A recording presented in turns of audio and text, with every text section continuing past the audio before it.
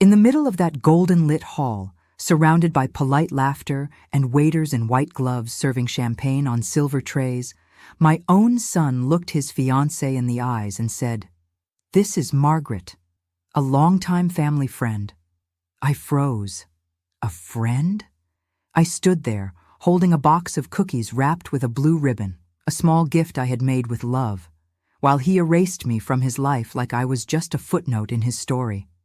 I raised that boy. I cleaned public school floors, skipped dinners to afford his books, sold my wedding ring to buy their wedding bands. And in that moment, I was nobody, just a guest. And if you've ever felt the sting of being erased by someone who should have honored you, stay with me, because what happened after that night changed everything. My name is Margaret Ellison. I'm 62 years old, and that day, at the rehearsal dinner for my only son's wedding, I realized I had spent my whole life trying to be seen, and failed. The venue was flawless: polished wood walls, antique chandeliers, white peonies in tall glass vases, the kind of place where people speak softly and nobody forgets your name, except mine. He saw me walk in. I watched his eyes lock with mine from across the room. For a second, I thought he might rush over and hug me. He didn't. He straightened his suit, walked calmly toward me, and whispered those words like they cost him nothing. "Emily, this is Margaret, a family friend." Emily shook my hand. Graceful, composed, untouched. She was beautiful.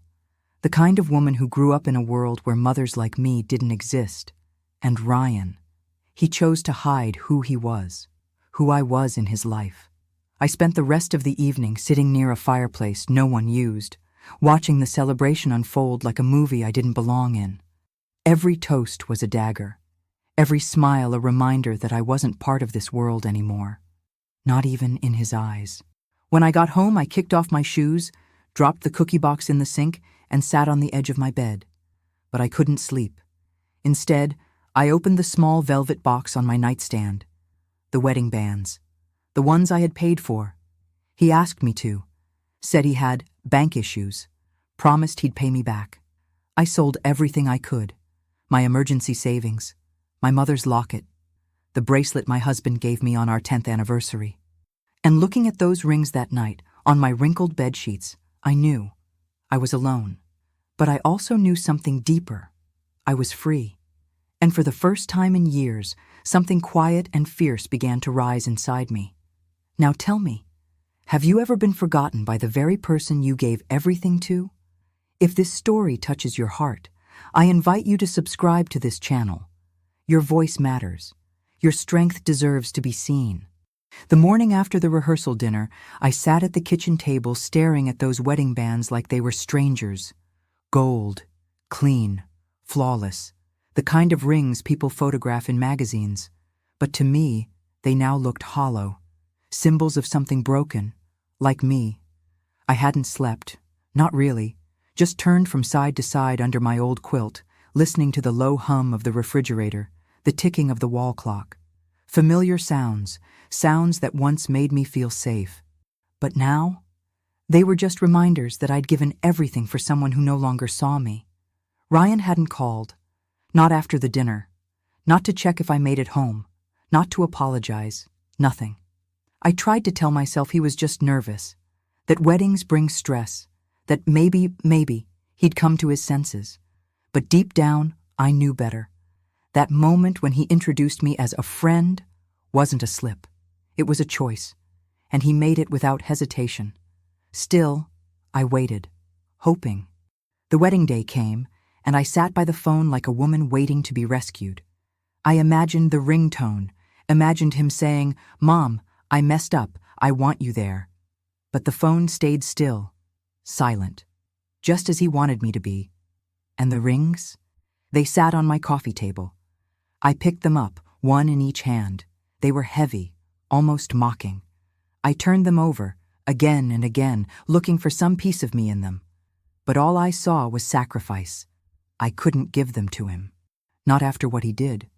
So I put them in my purse and walked out the door. Not to the wedding, just to walk, just to breathe. The sky was overcast, The sidewalks cracked and uneven. I wandered without a destination, letting the cool wind sting my face. My feet carried me past places filled with memories, some tender, some painful. The old bus stop where Ryan and I used to wait when he was little. I could still see his tiny hand wrapped around mine. The way he looked up and asked, "Why don't we have a car like the other kids?" And I would say, "Because we're saving for your future." And he'd smile, trusting me with his whole world. We didn't have much, but we had each other. Or so I thought. I passed the corner bakery where I once bought him a cupcake after his first A on a math test. He hugged me so tight that day, called me the best mom in the universe. Where had that boy gone? By the time I returned home, the sky had turned orange with sunset. I stood in my doorway for a long time before entering. My legs felt heavy, my heart even heavier. Inside, everything was still, too still. That's when I remembered the old metal lockbox in the back of my closet. I hadn't opened it in years. It held what little I had left of my past: tax records, insurance forms, my husband's discharge papers. I didn't even know why I reached for it. Maybe I just needed proof that I had once mattered to someone.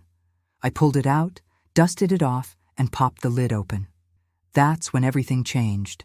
The box creaked open like a secret being told for the first time in decades. Inside were the things you don't throw away but rarely look at: brittle envelopes, manila folders, yellowed copies of documents with faded ink. A trail of proof that I had lived, struggled, survived. I pulled each item out carefully, my fingers trembling. There was something sacred about it, like handling the bones of a memory. At the bottom, beneath an old mortgage agreement, was a small cream envelope. My name written on it, Margaret, in a handwriting I hadn't seen in over 20 years. George. My husband had written it, the man who never had much to give but gave me everything he could. I stared at the envelope for a long time, heart pounding like a drum in my ears. I held it to my chest. It smelled of time, of dust and paper and something warm I couldn't name. When I finally opened it, my breath caught. Inside was a short letter, the kind George used to write me in the early days, honest, simple, thoughtful. But what came with it made my whole body go cold. Dozens of folded papers, stock certificates, real ones. I blinked, unable to process. I started reading the names of companies, tech firms, energy companies, some I'd never heard of when he was alive. Others were now giants, household names. Was this real? I rushed to my laptop, my fingers stiff and clumsy, and began entering serial numbers into an online value tracker. One by one, the values popped up. My jaw tightened. My chest ached. Each number was more than the last. He had left me a fortune. I sank into the kitchen chair, gripping the table like it might slip away from under me. My hands were shaking. I laughed, not from joy, not yet, but from disbelief, from the absurdity of it all. George, he never told me. All those years when we struggled to afford shoes for Ryan, when we split canned soup for dinner, he must have saved little bits here and there, invested quietly, planned without telling me. Maybe because he didn't want to raise hope, or maybe because he trusted that one day I'd find it when I needed it most. And now, here it was. Security, stability, a lifeline handed to me by the only man who ever saw me clearly. I sat there for hours, the letter in one hand, the certificates in the other. At some point, I brewed a cup of tea and let it go cold on the counter. Everything had changed. I was no longer the woman scraping by on cleaning wages. I was no longer powerless. I was no longer small. That night, for the first time in years, I didn't cry over Ryan. I didn't check my phone. I didn't wonder if I should have done more to keep his love. I thought only of myself, of what I could build, of what I had left. And something inside me, something fierce and quiet, began to awaken. It wasn't anger. It was resolve. By morning, the sun was barely up, and I was still at the table. The letter from George was folded neatly beside my mug, and the stock values I had printed sat like a quiet promise, fanned out like a deck of cards on a table that once held Ryan's homework and my sewing kit. I hadn't slept, but I wasn't tired. I felt awake in a way I hadn't in years.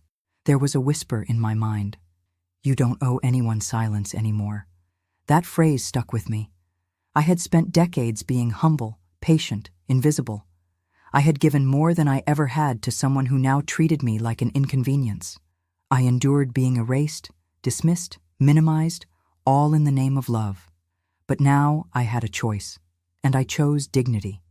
I called the financial advisor listed on one of the old documents, a man named Mr. Langston.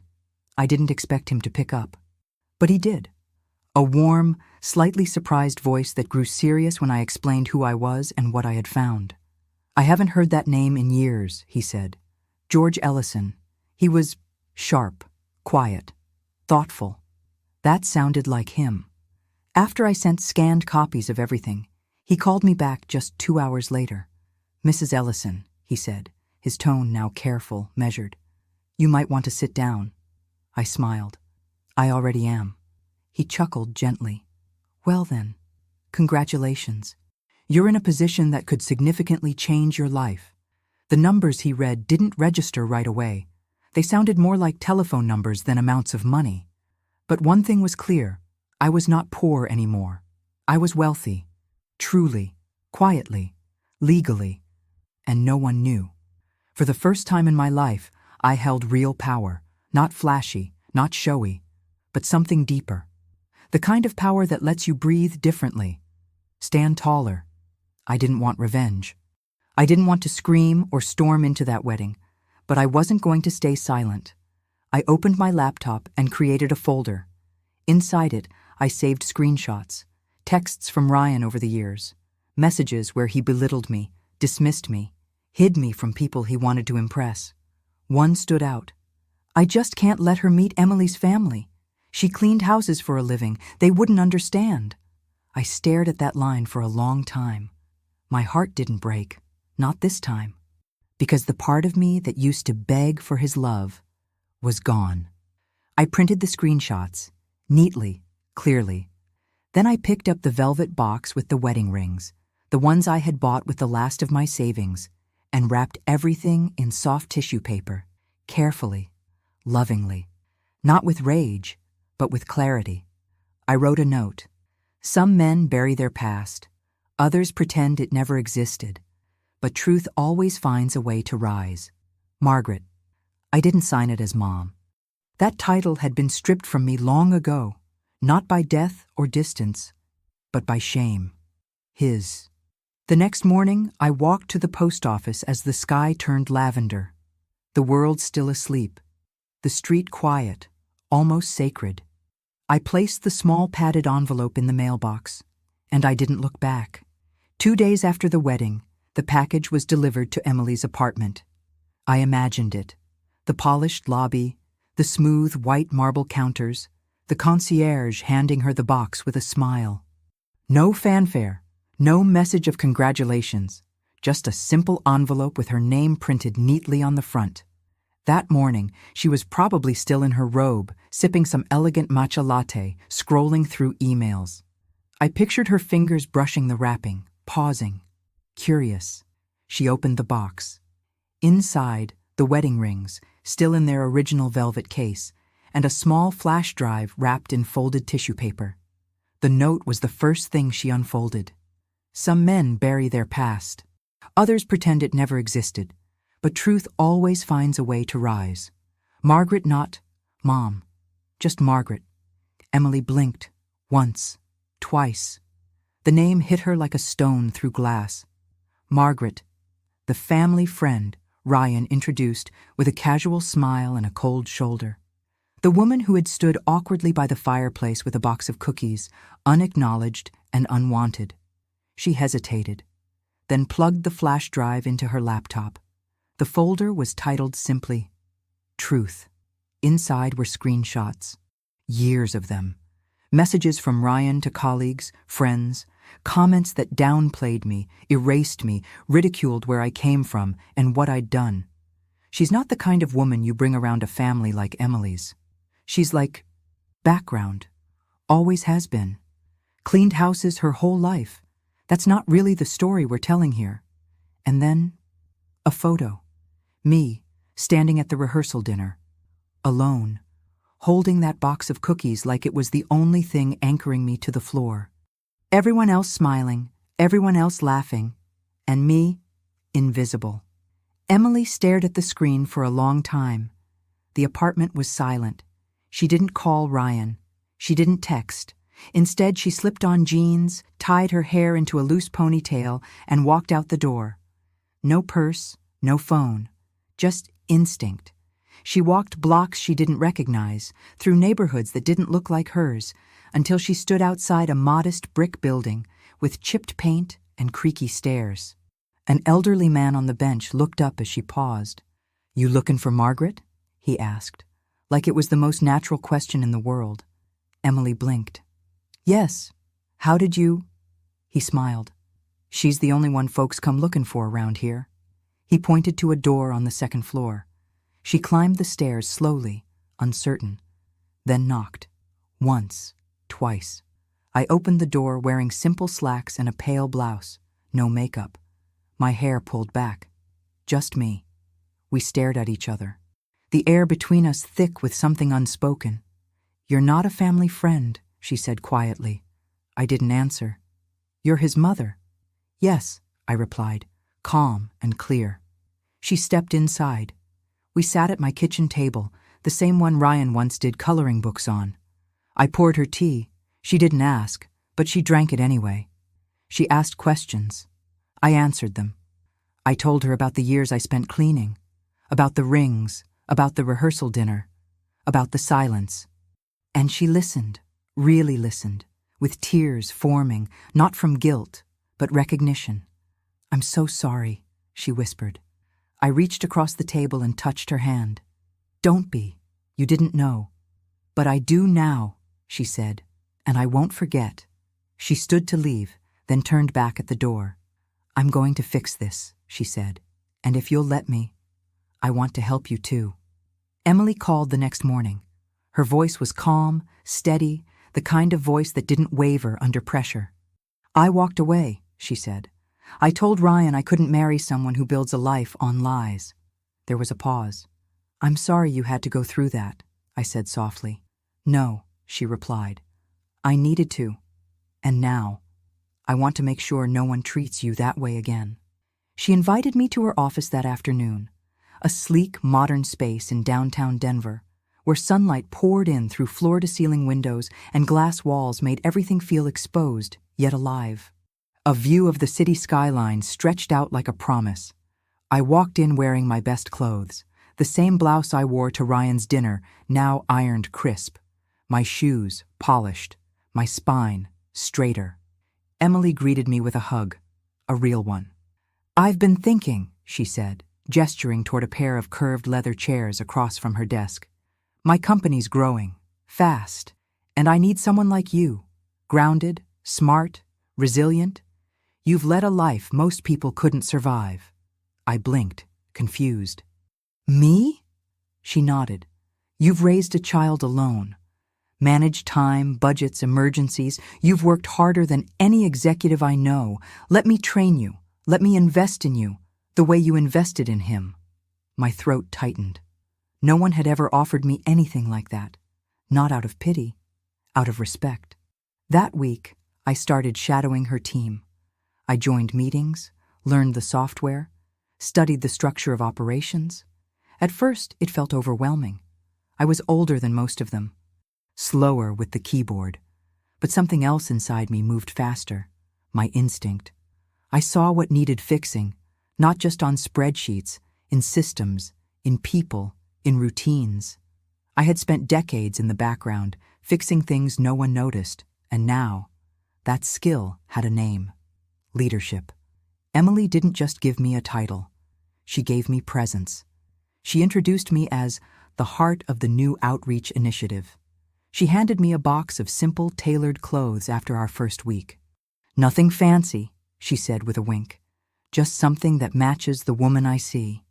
I looked in the mirror that night and barely recognized myself. No apron, no exhaustion behind the eyes. Just a woman, with purpose, with history, with strength. Meanwhile, Ryan's life was unraveling. I didn't hear it from him. Of course not. But Denver isn't that big, and whispers have a way of finding ears. He lost his job. Quietly. After HR started looking into internal complaints, ethical concerns, discrepancies, strained relationships. He had built his whole world on image, and when that cracked, everything beneath it caved in. Emily never gloated, never even mentioned his name again. But I won't lie, there was a part of me that felt vindicated. Not because he suffered, but because life has a way of teaching the lessons we refuse to learn. And Ryan had spent years building a life that couldn't bear the weight of truth. I didn't hear from him. Not a message, not a knock, and I didn't need one. Because I was no longer the woman waiting by the phone. I was Margaret Ellison, and for the first time, I was becoming the woman I was always meant to be. A few weeks later, Emily approached me with an idea. "There's a women's leadership conference next month," she said, sliding a glossy brochure across the desk. "They're looking for panelists, real stories, real voices." I glanced at the flyer. Dozens of faces, corporate titles, polished bios. It didn't feel like my world. It felt like theirs. "Me?" I asked, uncertain. What would I even say? Emily smiled gently. "The truth. The kind of truth that changes people. Your truth." I hesitated. I'd spent so long shrinking to fit into corners. Jobs where no one learned my name, rooms where I spoke only when spoken to. I wasn't sure I even knew how to take up space anymore. But I said yes, because something inside me had shifted. I no longer needed permission to speak. When the day came, I stood backstage in a simple navy dress Emily had given me. My palms were sweating. My heart beat fast but steady. The room beyond the curtain was full of women, young, old, in suits, in sneakers, every seat taken. And then, they called my name. I walked to the podium, the lights warm on my shoulders, the microphone humming softly. I took a breath. "My name is Margaret Ellison," I said, and for most of my life, I believed love meant sacrifice. I thought being invisible was part of being a good mother, a good woman. A hush fell over the room. But I was wrong. I told them about raising Ryan, about scrubbing other people's homes while skipping my own lunch, about missing birthdays to work double shifts, about giving everything, and then being erased with a single word, friend. I spoke of betrayal, of silence, of the night I found that envelope in the closet, of the fortune left behind by a man who never forgot me, even when the rest of the world did. And I told them what mattered most, that I stopped waiting to be chosen and chose myself. When I finished, there was no polite applause. There was thunder. Some women stood, others cried. One woman in the front row mouthed, "Thank you." I nodded back, not out of pride, out of recognition, because I knew her story too. After the event, my inbox flooded with messages. Strangers who weren't strangers at all. Women who had also given too much, who had been made small, who were still trying to remember who they were before the world told them they weren't enough. And I wrote back to every single one. Not as a coach, not as a speaker, as a woman who had walked through fire and come out with her dignity intact. Meanwhile, I started leading our outreach program full-time. I helped other women, older, unemployed, overlooked, find work again, confidence again, their own voices again. I moved into a new home, small, bright, mine. There was a garden out back. I planted sunflowers along the fence, big, unapologetic, wild things that reached for the sky like they knew they belonged. And one afternoon, I got a message. Not from Ryan, from someone who used to work with him. It said simply, "He talks about you now, a lot, says he messed up, says he didn't see what he had." I didn't respond, not because I was angry, but because I was already free. The knock came on a quiet Sunday afternoon. I wasn't expecting anyone. I had just poured myself a cup of tea, the kind I now buy without checking the price, and was about to sit by the window with a notebook full of ideas for our next mentorship workshop. When I opened the door, there he was, Ryan. He looked nothing like the man I last saw in a custom suit, laughing in a room where I didn't exist. His shoulders had dropped, his eyes tired. His clothes were wrinkled, and he clutched a small bag like it held pieces of a life that no longer fit. He didn't speak at first, just stood there. Then finally he whispered, "Hi, Mom." It was the first time I'd heard him say it, truly say it, in years. And yet it didn't feel like a reunion. It felt like a recognition. But I didn't let him in. Not yet. Because forgiveness isn't a door you rush through. It's a road. One you walk slowly, carefully, and only when you're ready. I wanted to talk, he said. To say I'm sorry. I held his gaze, steady. You've had years to talk. He nodded. I know, I should have said it sooner. You'll have to live with that, I said gently. Just like I lived with the silence. He lowered his head. I don't expect you to forgive me. I crossed my arms. That's not why I opened the door. And I meant it.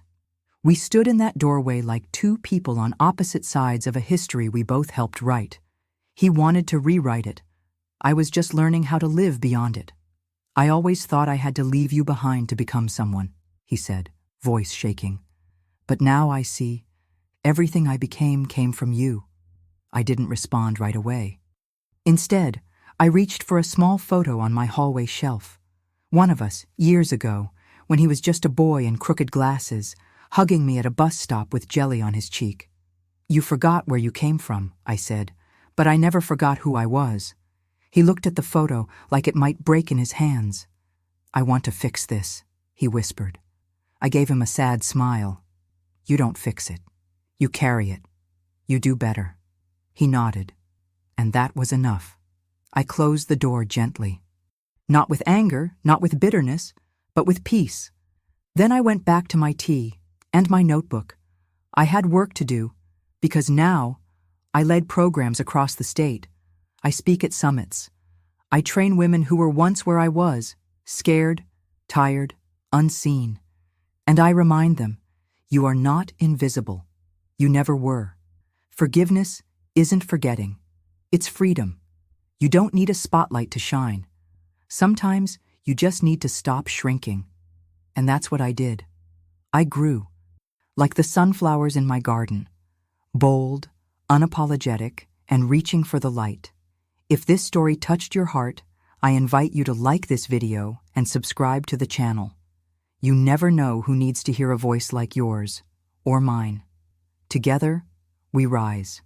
Thank you for listening.